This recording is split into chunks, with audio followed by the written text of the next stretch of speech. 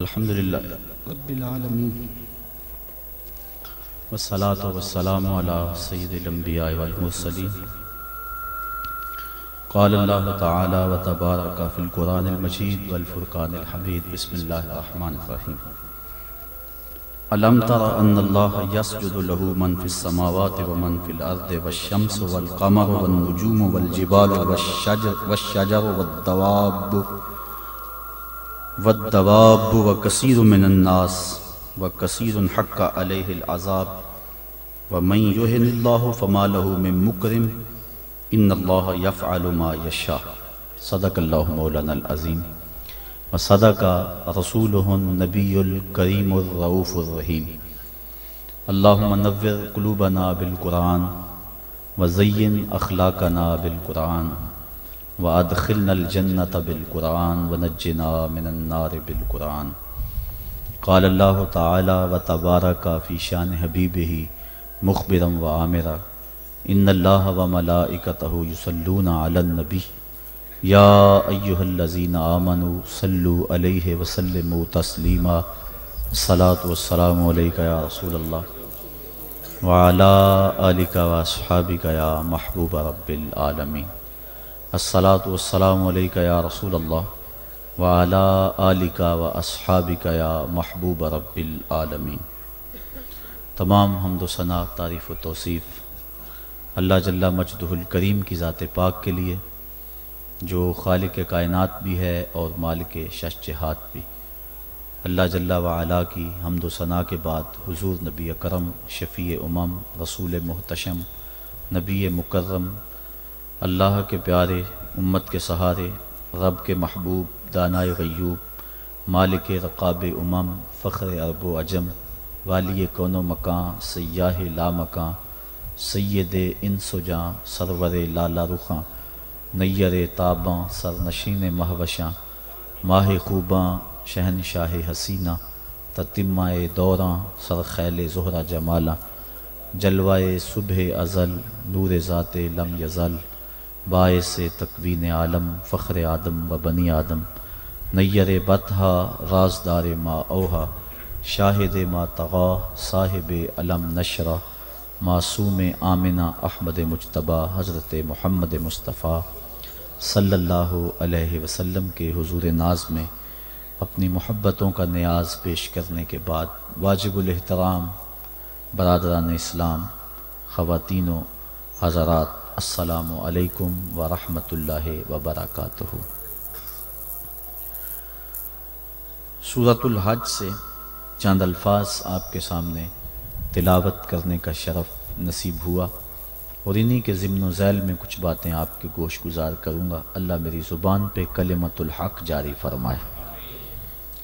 ارشاد فرمایا، الم تر ان اللہ یسجد لہ من فی السماوات ومن فی الارض، کیا تم نے نہیں دیکھا کہ اللہ کے لیے سجدہ کرتے ہیں جو آسمانوں میں ہیں اور جو زمین میں ہیں، والشمس والقمر والنجوم والجبال والشجر والدواب وکثیر من الناس، اور سورج اور چاند اور ستارے اور پہاڑ اور درخت اور چوپائے اور بہت سارے آدمی، وکثیر حق علیہ العذاب، اور بہت سارے وہ ہیں جن پر عذاب مقرر ہو چکا ہے، وَمَن يُهِنِ اللَّهُ فَمَا لَهُ مِن مُكْرِمٍ، اور جسے اللہ ذلیل کر دے اسے کوئی عزت دینے والا نہیں۔ ان اللہ یفعل ما یشاء، جو چاہتا ہے وہ کرتا ہے۔ کائنات کا ایک ایک ذرہ اس کے حضور سجدہ ریز ہے، طوعاً و کرہاً، چاہتے ہوئے بھی اور کچھ نہ چاہتے ہوئے بھی۔ سجدہ کیا ہے؟ حضرت امام راغب اصفہانی مفردات قرآن میں بیان کرتے ہیں، السجدۃ فی الاصل التذلل، سجدہ اصل میں جھکنے کو کہتے ہیں، لیکن شریعت اسلامیہ کی اصطلاح میں وضع الجبہہ بقصد العبادہ، عبادت کی نیت سے پیشانی کو رکھ دینا سجدہ کہلاتا ہے۔ حضرت امام فخر الدین رازی سجدے کے دو معنی بیان کرتے ہیں اس آیت کریمہ کے تحت، ایک انقیاد اور دوسرا یہی وضع الجبہہ والا معنی، عبادت کے لیے پیشانی رکھ کے سبحان ربی العالی کے جو نغمے الاپ پہ جاتے ہیں، سجدے کا دوسرا مفہوم یہ ہے۔ انقیاد کا معنی یہ ہے کہ پوری کائنات اللہ کے حکم کی پابند ہے، انسان کو اس نے اختیار دے رکھا ہے، باقی کائنات کا ایک ایک ذرہ جو ہے وہ جو کہتا ہے وہی کرتا ہے۔ انسانوں میں سے بہت سارے لوگ اس کے حکم کے پابند ہیں، اور کچھ لوگ ایسے ہیں کہ جو اس کے حکم کی دنیا پہ پرواہ نہیں کرتے۔ کل قیامت کے دن میں پتہ چلے گا کہ ہم نے مالک کی نافرمانی کر کے کتنی بڑی رسوائی کمائی اور کتنی بڑی ذلت میں مبتلا ہوئے۔ ارشاد فرمایا جو کچھ آسمانوں میں ہے اور جو کچھ زمین میں ہے، والشمس والقمر، اور سورج بھی اللہ کو سجدہ کرتا ہے۔ علماء کہتے ہیں یہ سورج جب طلوع ہوتا ہے تو سجدے سے اٹھتا ہے، اور جب وہ استوا تک درمیان تک آتا ہے تو یہ قیام میں ہوتا ہے، اور جب وہ دوبارہ مائل بغروب ہوتا ہے تو یہ رکوع میں ہوتا ہے، اور جب وہ غروب ہوتا ہے تو سجدے میں ہوتا ہے۔ ایک حدیث کے لفظ بھی ہیں کہ سورج جب ڈوبتا ہے تو عرش الہی کے نیچے سجدہ ریز ہوتا ہے۔ کائنات کی ہر شے اس کی عبادت میں ہے، ہر شخص ہر شے کا انداز عبادت اپنا ہے۔ درخت قیام میں ہے، چوپائے رکوع میں ہیں، مینڈک اور اس قبیل کے دوسرے جانور تشہد میں ہیں، اور حشرات الارض سجدے میں ہیں۔ انسان کی عبادت کو ساری عبادتوں کا مجموعہ قرار دے دیا گیا، اور اس کو کہا تو چونکہ اشرف المخلوقات ہے تو ایسی عبادت کر جس میں سب کی عبادتیں شامل ہو جائیں۔ درختوں کی طرح تیری عبادت میں قیام بھی ہو، چوپایوں کی طرح تیری عبادت میں رکوع بھی ہو، اور مینڈکوں کی طرح تیری عبادت میں تشہد بھی ہو، اور حشرات الارض کی طرح تیری عبادت کے اندر سجدے بھی ہوں۔ سجدہ انتہائی ذلت ہے، اس سے بڑھ کر ذلت دنیا کے اندر نہیں ہو سکتی۔ عالم رنگ و بو میں سب سے بڑی ذلت سجدے میں ہے۔ انسان کے اشرف اعضاء سر میں ہیں، دیکھنے کی قوت آنکھیں سر میں، بولنے کی قوت زبان سر میں، سننے کی قوت کان سر میں، سونگنے کی قوت ناک سر میں، سوچنے کی قوت دماغ سر میں، اور یہ سر مالک کی چوکھٹ پہ دھرا ہوا ہے۔ پیشانی بھی رگڑی جا رہی ہے اور ناک بھی رگڑا جا رہا ہے، اور زبان سے کیا کہہ رہا ہے؟ سبحان ربی العالی، مولا دیکھ مجھ سے بڑے ذلت میں کے درجے میں کوئی نہیں ہے اور تجھ سے اعلیٰ کوئی نہیں ہے۔ اپنے عجز کا اعلان کر رہا ہے اور مالک کی الوہیت کا اعلان کر رہا ہے، لیکن جب سجدے سے سر اٹھایا پھر کہا اللہ اکبر۔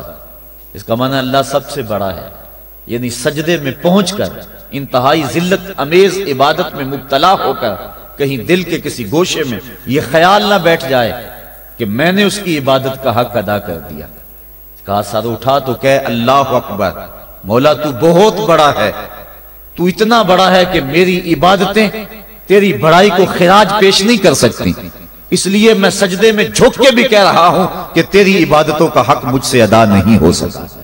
تو اتنا بالا ہے، اتنا بڑا ہے، اتنا عظیم المرتبت ہے کہ تیری عبادت کا حق ادا نہیں ہو سکتا۔ مصطفیٰ جان رحمت اللہ کی عبادت اتنی کثرت سے کی کہ حتیٰ تتورم قدماہ، یہاں تک کہ حضور کے دونوں پاؤں پہ سوجن آ جاتی، اور اللہ خود فرما رہا ہے محبوب ساری رات جاگا نہ کر، کبھی سو بھی تو لیا کر، لیکن اس کے باوجود کہتے ہیں ما عبدناک حق عبادتک، اے اللہ تیری عبادت کا جو حق تھا تیرے بندے سے ادا ہی نہیں ہو سکا۔ تو اتنی عبادت کرنے کے باوجود بھی کہا کہ تیری عبادت کا حق ادا نہیں ہو سکا، اور یقیناً بندہ اس کی عبادت کا حق ادا نہیں کر سکتا۔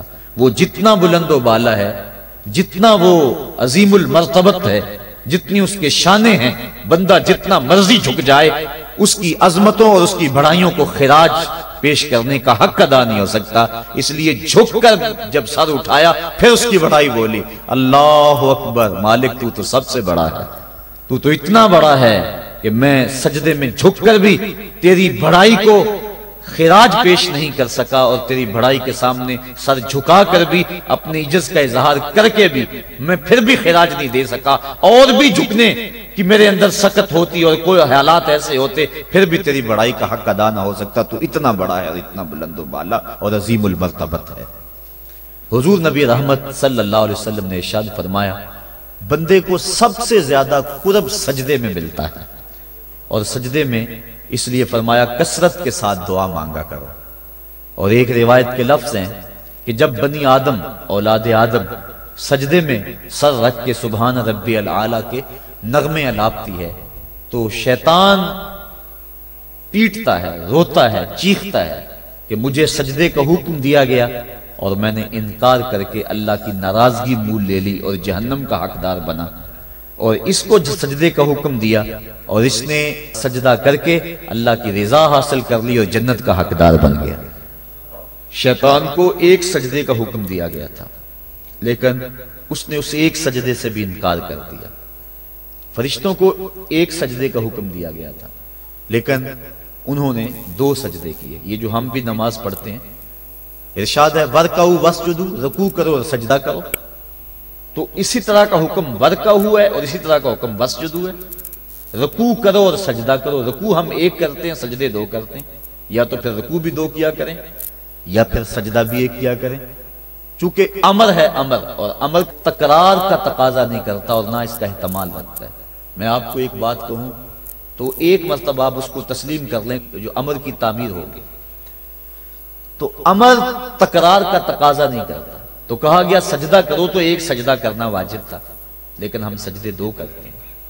تو علماء کہتے ہیں کہ جب فرشتوں نے سجدے میں پیشانی رکھی اور سبحان ربی العالی کے نغمے الاپے اور سجدے سے سر اٹھایا، دیکھا کہ ایک اکڑا کھڑا ہے، پھر دوبارہ سجدے میں سر رکھ کے سبحان ربی العالی کہنا شروع کر دیا، میرے مالک تیرا شکر تو نے ہمیں سجدے کی توفیق عطا فرما دی۔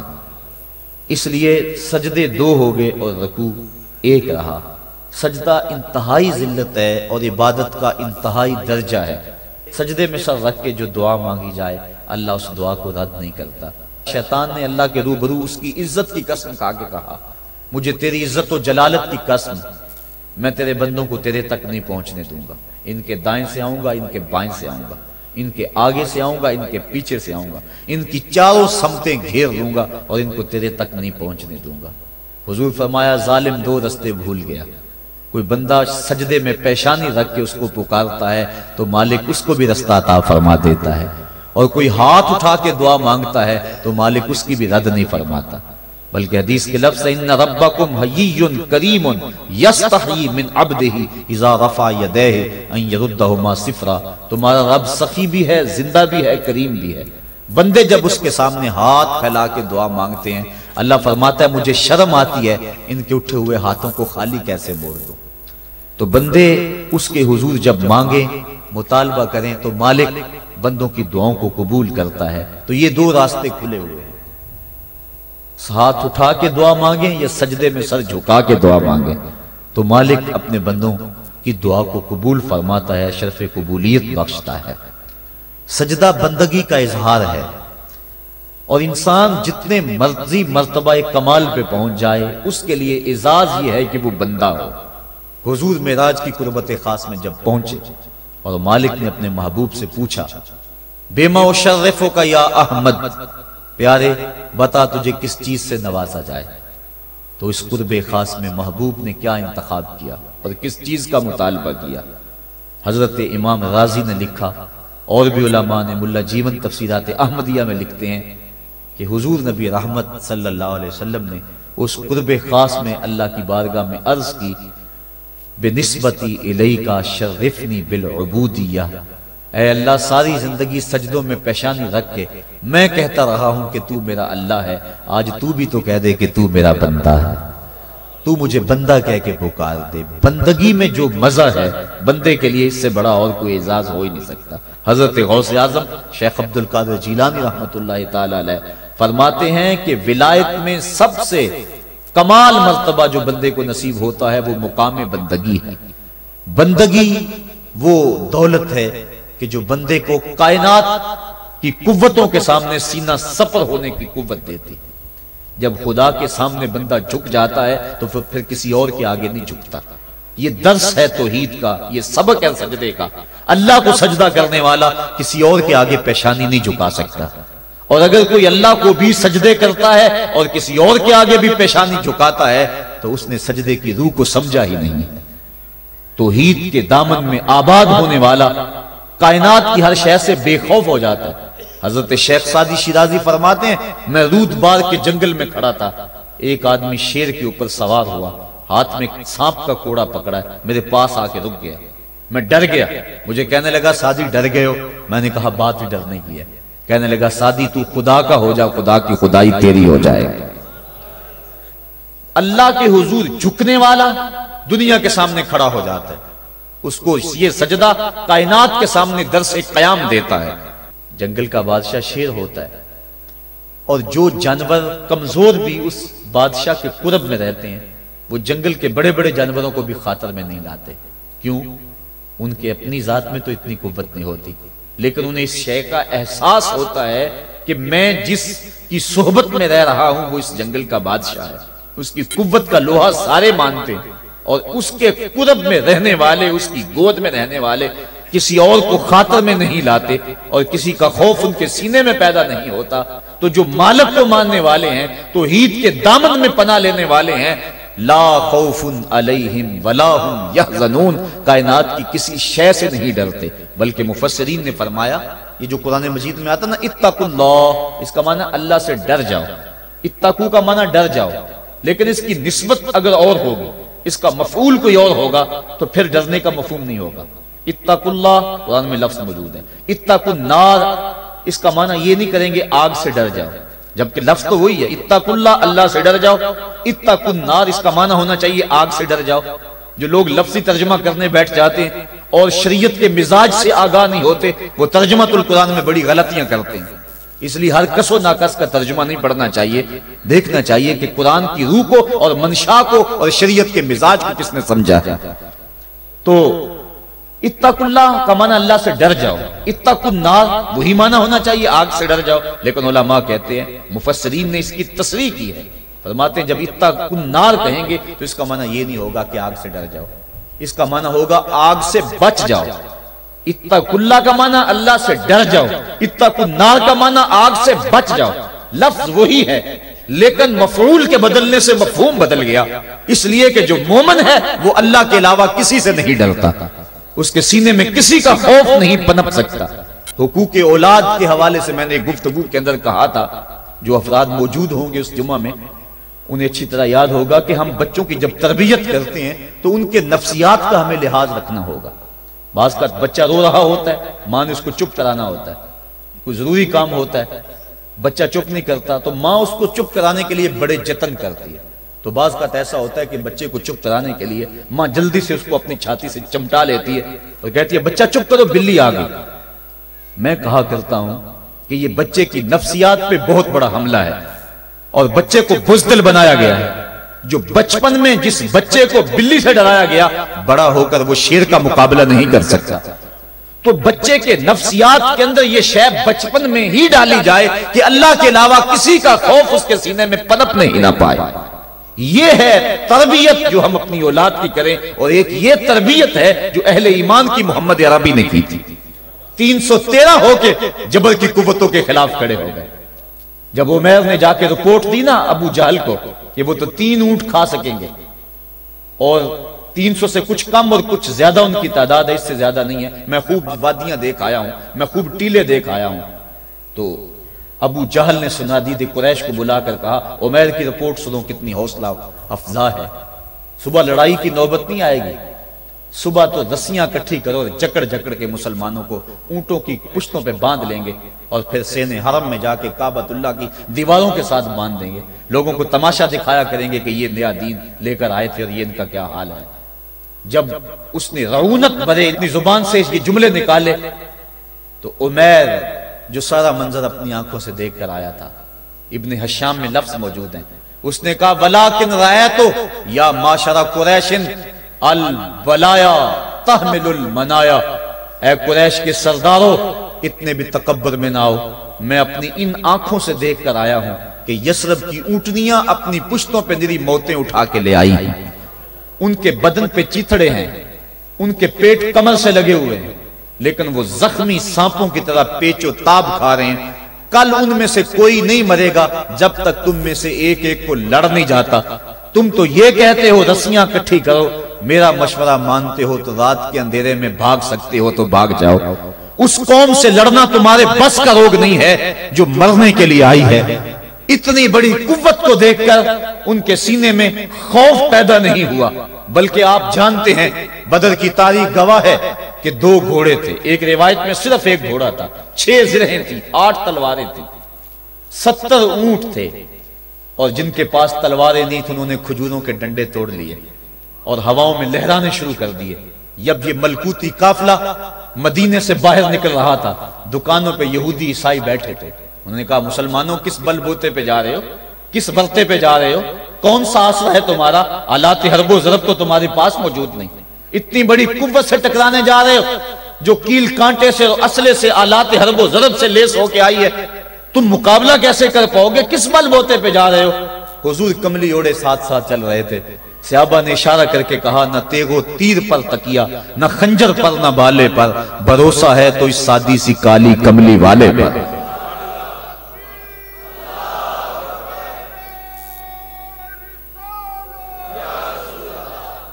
اب اس ماحول میں جبکہ کفار پورا لاؤ لشکر لے کے آئے اور ابو جہل نے کہا اعلان کر دو لنا عزا ولا عزا لکم، یہ ان کے بت کا نام ہے، ہمارے پاس عزا ہے تمہارے پاس عزا نہیں، ہمارے پاس لات ہے تمہارے پاس لات نہیں، ہمارے پاس منات ہے تمہارے پاس منات نہیں، ہمارے 360 خدا اور تمہارا ایک خدا، مقابلہ ہی کوئی نہیں۔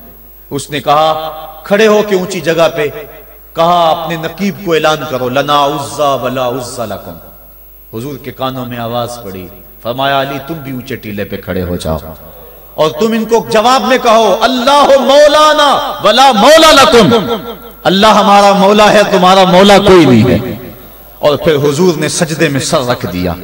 سجدہ اتنی بڑی قوت ہے، ہزاروں ایٹم بمبوں کے اندر وہ قوت نہیں ہے جو سجدے کے اندر طاقت رکھ دی۔ آج دنیا سے ہم ڈر رہے ہیں اس لیے کہ ہمارے سجدے چھن گئے ہیں، ہمارے سجدوں کی آبرو چھن گئی ہے، ہمارے سجدوں میں وہ حرارت اور گرمی نہیں رہی، وہ رقت اور وہ نرمی نہیں رہی۔ بدر کا میدان ہے، 1000 کا لشکر جرار مقابلے میں ہے اور وہ پورے لاؤ لشکر کے ساتھ ناز و تفاخر کے اندر مسلمانوں کو ملیا میٹ کر دینے کے جذبوں سے دانت پیس رہے ہیں کہ آج مسلمانوں کو کچا چبا دیں گے۔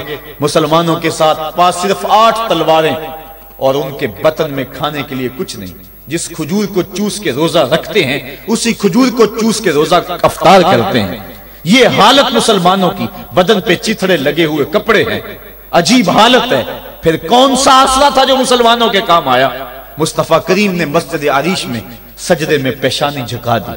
حضرت ابو بکر صدیق رضی اللہ تعالیٰ عنہ فرماتے ہیں میں حضور کے ساتھ تھا، ساری رات مصطفیٰ روتے رہے، آنکھوں میں آنسو ہیں، حضور کی چادر سر انور سے سرک کے حضور کے کندھوں پہ آ جاتی، پھر کندھوں سے پشت پہ آ جاتی، میں اٹھا کے حضور علیہ السلام کے سر پہ رکھتا اور کہتا حضور بس کرو۔ حضور بار بار روتے اور اللہ کی بارگاہ میں سجدے میں سر ڈال کر التجائیں کرتے۔ لفظ کیا تھے محبوب کی زبان پہ، آج تک ایسی ناز والی دعا کسی نے نہیں کی ہے جی جیسی دعا مصطفیٰ جان رحمت نے کی۔ مصطفیٰ کریم سجدے میں سر رکھا ہے اور کیا کہا اللہم ان تہلک ہذہ العصابہ لم تعبد فی الارض ابدا، میرے مالک میں نہیں کہتا کہ ان لوگوں کو بچا لے، دیکھ میری زندگی کی کمائی یہی 313 ہے جو میں تیری چوکھٹ پہ لے کے حاضر ہو گیا ہوں، میری زندگی کا کل اثاثہ، میری زندگی کا کل سرمایہ کوہ ابو قبیس پہ کیے گئے درسوں کا نتیجہ، عکاظ کی منڈی کے اندر دیے گئے درسوں کا نتیجہ، اور ذی المجال کے میلے میں تیرے دین کی تبلیغ کا نتیجہ، طائف کے بازاروں میں پتھر کھا کھا کے جو تبلیغ کی اس کا نتیجہ، رستے میں گڑے، رستے میں بچھتے ہوئے کانٹے، اور مکے کے بازاروں میں میرے بدن کے اوپر پڑتی ہوئی اوجریاں، میں نے پھر بھی تیرا کلمہ بلند کیا۔ میرے مالک، میری پوری زندگی کا گداز، میری پوری زندگی کا سرمایہ، میری زندگی کے آنسو، میری زندگی کا رونا سینے حرم کے اندر کعبۃ اللہ کی چھاؤں کے میں سجدے کر کر کے، کوئی کبھی میں نے عمر مانگا، کبھی میں نے حمزہ مانگا، تیرے دین کے لیے میں نے جو ایک ایک کر کے تنکا جوڑا اور یہ ایک چھوٹا سا گھونسلہ بنایا۔ یہ گھونسلہ اب بجلیوں کی زد میں ہے، کفار کی بجلیاں اس گھونسلے کو جلا دینا چاہتی ہیں۔ میرے مالک، میں یہ نہیں کہتا کہ میرا گھونسلہ اور میری یہ مٹھی بھر جماعت اور یہ چند میرے لوگ اور یہ میرا سرمایہ اور اثاثہ، میری پوری زندگی کی کمائی، میری جوانی کا سرمایہ جو میں نے تیرے سامنے لا کے رکھ دیا ہے، میں یہ نہیں کہتا ان کو بچا لے، لیکن میرے مالک اگر یہ نہ رہے تو قیامت تک پھر تجھے بھی خدا کوئی نہیں کہے گا۔ ان تہلک ہذہ العصابہ لم توبد فی الارض ابدا، اگر یہ نہ رہے تو قیامت تک تیرے نام کے ڈنکے بجانے والے بھی دنیا پہ نہیں ہوں گے۔ یہ حضور نے اللہ کی بارگاہ میں دعا کی اور سجدے میں سر رکھا ہے۔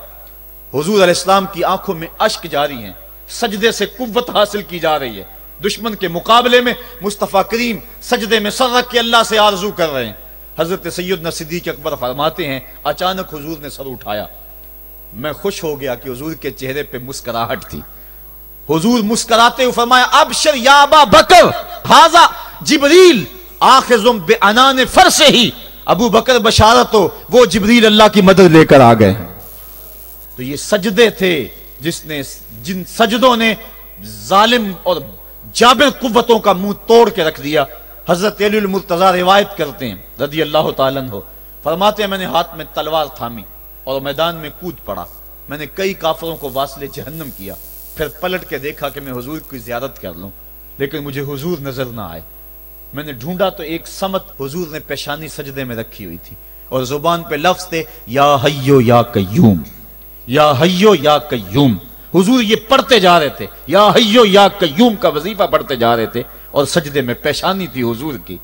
میں پھر دوبارہ آیا اس سجدے سے جوش لے کر، اس سجدے سے گرمی اور حرارت لے کر، اور پھر دشمن کی صفوں میں کود گیا۔ میں نے ایک کافر کو واصل جہنم کیا، پھر زیارت کے لیے واپس آیا، دیکھا تو پھر سجدے میں حضور نے سر رکھا ہوا اور یہی کہہ رہے ہیں یا حیو یا قیوم، یا حیو یا قیوم، یا حیو یا قیوم برحمتک استغیث۔ یہ جملے حضور کی زبان پہ ہیں اور سجدے میں حضور کی پیشانی۔ میں پھر گیا، پھر آیا، کئی بار ایسا ہوا میں کافر کو قتل کرتا، پھر آتا حضور کو سجدے میں دیکھتا۔ فرمایا پھر حضور نے تلوار تھامی اور مصطفیٰ کریم میدان جنگ میں کود پڑے۔ لوگ بڑھ چڑھ کے دشمنوں پہ حملہ کرتے تھے، لیکن جو سب سے آگے کافروں کی صفوں میں کود کے حملہ کر رہا تھا وہ آمنہ کا لال محمد مصطفیٰ صلی اللہ علیہ وسلم۔ تو سجدے سے وہ قوت ملتی ہے، سجدے سے وہ نور اور روشنی ملتی ہے کہ پورے زمانے میں اجالا کیا جا سکتا ہے۔ آج 56-57 اسلامی ملک دنیا کے سامنے رسوا ہو رہے ہیں اور دنیا کے سامنے سجدہ ریز ہیں، اس لیے کہ وہ ایک خدا کے سامنے سجدہ کرنا بھول گئے ہیں۔ ایک سجدہ جسے تو گراں سمجھتا ہے 1000 سجدے سے آدمی کو دیتا ہے نجات۔ آؤ اس کے حضور جھکو، اس کے حضور جھکنے والا کسی کے آگے نہیں جھکتا۔ سجدہ اس کو قوت دیتا ہے، تو راز کن فکاں ہے اپنی آنکھوں پر عیاں ہو جا، خودی کا راز نہ ہو جا، خدا کا ترجمہ ہو جا، خودی میں ڈوب جا غافل، یہ سر زندگانی ہے، نکل کر حلقہ شام و سحر سے جا ودا ہو جا، گزر جا بن کے سیل تندرو کوہ بیاباں سے، گلستان راہ میں آئے تو جوئے نغمہ خواں ہو جا۔ مالک کے حضور جب بندہ عزت سے سر جھکا دیتا ہے، اللہ کی رحمتیں بندے پہ نازل ہوتی ہے۔ ایک روایت میں آتا ہے جب بندہ نماز کے لیے کھڑا ہوتا ہے، ابھی اس نے سجدے میں جانا ہوتا ہے، ابھی وہ قیام ہی کرتا ہے، اللہ فرماتا ہے میرے بندے کے گناہ جو ہیں اس کے بدن سے نکال کے ایک سمت کر دو، تاکہ میرا بندہ اس حالت کے اندر میرے حضور حاضر ہو کہ وہ گناہوں سے پاک اور صاف ہو۔ حضرت نبی رحمت صلی اللہ علیہ وآلہ وسلم فرماتے ہیں کہ پھر اس کے سارے گناہ اس کے بدن سے اتار کے ایک سمت رکھ دیے جاتے ہیں اور بندہ مصلی پہ سبحان ربی العالی کے نغمے الاپتا ہے، رکوع کرتا ہے، سجدے کرتا ہے۔ جب سلام پھیر کے نماز ختم کر کے دعا کر کے جانے لگتا ہے تو فرشتے عرض کرتے ہیں مالک یہ جو گناہ اتار کے ایک سائیڈ پہ رکھے تھے یہ دوبارہ اس کو دے دیں؟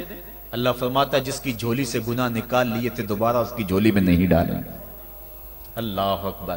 اور ایک روایت کے لفظ ہیں کہ جب بندہ نماز کے لیے کھڑا ہوتا ہے اس کے کندھوں کے اوپر سارے گناہ آ جاتے ہیں اور اس کے سر پہ اوپر گناہ آ جاتے ہیں، جب رکوع میں جاتا ہے تو کندھوں والے گناہ گر جاتے ہیں، اور جب بندہ سجدے میں سر رکھتا ہے تو اللہ تعالیٰ اس کے سارے گناہوں کو ختم کر دیتا ہے اور وہ بالکل پاک ہو جاتا ہے۔ حضرت سلیمان فارسی ایک دن ایک درخت کے نیچے کھڑے تھے، آپ نے درخت کی شاخ کو پکڑ کے جنبش دی، حرکت دی، موسم خزاں تھا، درخت کی شاخ کے سارے زرد پتے گر گئے۔ ایک صحابی پاس کھڑے تھے، انہیں پوچھنے لگے عثمان تو نے مجھے پوچھا نہیں کہ میں نے درخت کی شاخ کو یوں ہلایا کیوں ہے؟ انہوں نے کہا اچھا پھر آپ بتا دیں کہ آپ نے درخت کی شاخ کو یوں کیوں ہلایا ہے؟ کہا سنو پھر ایک دن میں اور چند صحابہ حضور کے ساتھ جا رہے تھے، رستے میں ایک درخت آیا، اس کے نیچے حضور کھڑے ہوئے، حضور نے اس طرح درخت کی شاخ کو پکڑ کے ہلایا، یوں پتے جھڑ گئے، ہم اس منظر کو دیکھتے رہے۔ حضور علیہ السلام نے فرمایا سلمان فارسی تو نے مجھے پوچھا نہیں کہ میں نے اس درخت کی شاخ کو یوں کیوں ہلایا ہے؟ تو میں نے عرض کی حضور آپ بتا دیں کہ آپ نے کیوں ہلایا ہے؟ فرمایا سلمان جس طرح اس درخت کی شاخ کو ہلایا گیا اور سارے پتے جھڑ گئے، جب کوئی بندہ سجدے میں سر رکھتا ہے نماز پڑھتا ہے اس کے سارے گناہ دھل جاتے ہیں اور وہ پاک اور صاف ہو جاتا ہے۔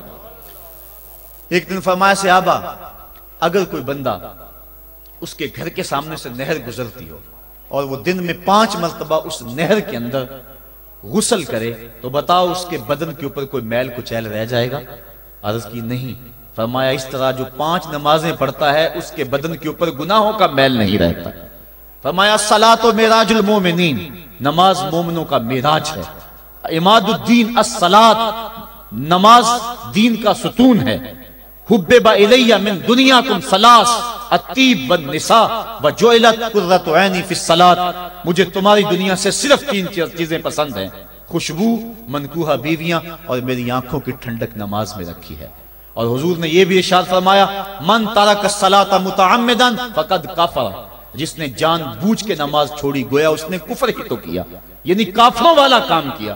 حضرت امام فخر الدین رازی نے تفسیر کبیر میں لکھا حافظوا علی الصلوات والصلاۃ الوسطی، اس آیت کریمہ کے تحت ایک عورت مدینے کی گلیوں میں چیخ رہی ہے اور کہنے لگی مجھے حضور کے در کا پتہ بتاؤ۔ حضور کی چوکھٹ کا پتہ بتلایا گیا، وہ حاضر ہوئی، آقا کریم صلی اللہ علیہ وسلم کی خدمت میں عرض کی حضور میرا خامد سفر پہ گیا ہوا تھا اور میں نے اس کی عدم موجودگی کے اندر زنا کر لیا، حمل ٹھہر گیا اور جو بچہ پیدا ہوا میں نے مارے شرم کے اس بچے کو سرکے کے مرتبان میں ڈال دیا اور پھر اسی سرکے سے میں لوگوں کو فروخت کرتی رہی ہوں۔ اب جب کہ میرا ضمیر جاگا ہے میں آپ کی خدمت میں حاضر ہوئی، مجھے بتایا جائے کہ میرے گناہ کا بھی کوئی کفارہ ہے۔ حضور نے ارشاد فرمایا جو تو نے زنا کیا ہے اس کی سزا رجم ہے چونکہ تو شادی شدہ ہے، اور جو تو نے بچے کو قتل کیا ہے قتل کی سزا قتل ہے، اور جو تو نے سرکہ بیچا ہے فقد ارتکبت کبیرہ، تو نے کبیرہ گناہ کیا ہے، اس کی سزا تو قیامت کے دن پائے گی۔ اس کے بعد حضور فرمایا ان تینوں گناہوں کی یہ سزا ہے، لیکن جس طرح تو گھبرائی ہوئی آئی تھی میں تو یہ سمجھا تھا شاید تیری نماز اثر قضا ہو گئی ہے۔ اب آپ اندازہ کریں کہ نماز کی اہمیت کیا ہے اور ہم اس باب میں کتنی سستی کرتے ہیں۔ کسی سے پوچھا جائے نا آؤ نماز پڑھنے چلے، وہ کہتے ہیں بس یار میرے کپڑے پلید ہیں، کپڑے میرے پاک نہیں ہیں۔ تیرے کپڑے کیسے پاک رہ سکتے ہیں؟ تو اللہ کے حضور جھکنا نہیں جانتا، تیرے کپڑے بھی پلید ہیں، تیرا دل بھی پلید ہے، تو اس کے حضور جھک کے تو دیکھ، تن بھی ستھرا کر دے گا، تیری روح کو بھی پاکی دے دے گا، تیرے قلب کو بھی طہارت بخش دے گا۔ تو اس کے حضور آ جھک، اس کے حضور سجدوں سے اللہ کے حضور خراج پیش کر اپنی محبتوں کا۔ جب بندہ سجدے میں سر رکھتا ہے اللہ فرشتوں میں فخر کرتا ہے میرے بندے کو دیکھو نا بالآخر میرے حضور ہی جھکا ہے نا، کتنے گناہ کیے اس نے، کتنے جرم کیے اس نے، لیکن بالآخر میرے حضور آیا اور اپنے گناہوں کی معافی مانگتا ہے۔ فرشتوں گواہ ہو جاؤ میں نے اپنے اس بندے کی مغفرت فرما دی۔ تو اللہ کے حضور نماز پڑھنے والا، بلکہ ایک روایت مسند امام احمد بن حنبل میں موجود ہے، حضور فرمایا جب بندہ نماز کے ارادے کے لیے اٹھتا ہے اور وضو کرنے کے لیے جب پانی کا پہلا قطرہ چلو پہ لیتا ہے جو ہی اس کے بدن سے وضو کا پانی چھوتا ہے اللہ اس کے گناہوں کو معاف فرما دیتا ہے۔ جس نماز کے قصد کے لیے اٹھیں اور وضو کریں اور پانی چھوتے ہی گناہ معاف ہو جائیں، اگر اس نماز کا اعلیٰ درجہ سجدہ کر لیا جائے تو پھر مالک کی کتنی رحمت نازل ہوگی۔ یہ کتنی بڑی دولت ہے، یہ کتنا بڑا سرمایہ ہے جس سے ہم لوگ محروم رہ جاتے ہیں۔ آؤ اللہ کی رحمتیں سجدے میں ڈھونڈیں، سجدے میں پیشانی رکھ کے جب ہم اس کی رحمت کو مانگیں تو وہ مالک ہمارے اوپر رحمتیں نازل کرے گا۔ آج پوری دنیا کے اوپر مسلمانوں کے ساتھ جو حالات ہیں وہ کسی سے مخفی نہیں۔ کوئی کہتا ہے کہ معاشی طور پہ مسلمان کمزور ہیں، اس وجہ کو بھی میں تسلیم کرتا ہوں۔ مسلمان کے پاس آلات حرب و ضرب بھی موجود نہیں ہیں، اس وجہ کو بھی تسلیم کر لیا جائے۔ سیاسی طور پہ مسلمان کمزور ہیں، اس وجہ کو بھی تسلیم کر لیا جائے۔ یہ ساری وجہیں اپنی جگہ پہ، لیکن یہ بھی تو سنو مسلمانوں کی تعداد اس وقت 1.40 کروڑ ہے۔ افرادی قوت اتنی کبھی بھی مسلمانوں کی نہیں ہوئی تھی۔ اس وقت مسلمانوں کے پاس ایٹمی طاقت موجود ہے، اتنی قوت عسکری کبھی بھی مسلمانوں کے پاس نہیں ہوئی تھی۔ 56 اسلامی ملک ہیں جن میں قیمتی معدنیات سے اور تیل کی دولت سے اور سونے کی قیمتی معدنیات سے یہ مسلمان مالا مال ہیں۔